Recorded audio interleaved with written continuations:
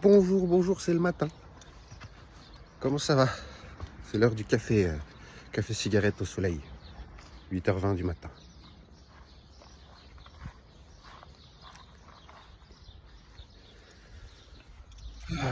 Est-ce qu'on parle de synchronicité aujourd'hui ou on parle de quoi?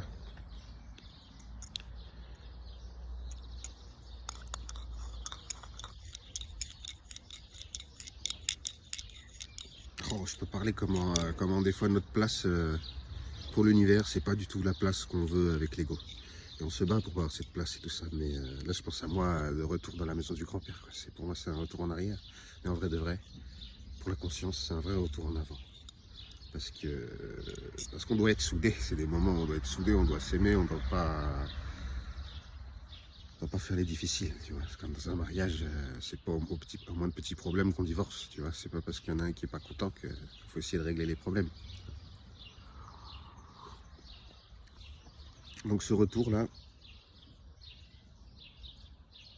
bon, moi je prends ça comme un message divin aussi, parce que ce que je cherchais c'est exactement cette petite maison-là, mais vu qu'il faut apparemment se rendre indépendant et tout le bordel, eh ben on peut pas avoir la petite maison, on peut pas avoir de maison du tout en fait quand on est dans ma situation.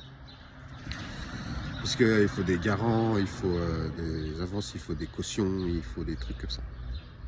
Et moi aussi je peux le faire, hein, bien sûr, mais je trouve ça tellement une dépense d'énergie tellement inutile.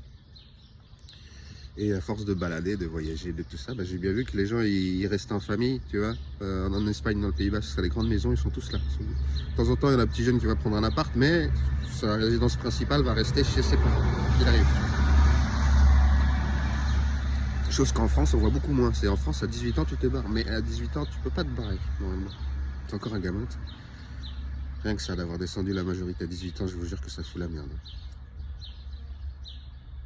Bah, par exemple, ma mère, elle s'entendait pas avec son papa. Avec ses parents, tu vois, comme normal à 18 ans. Tu vois.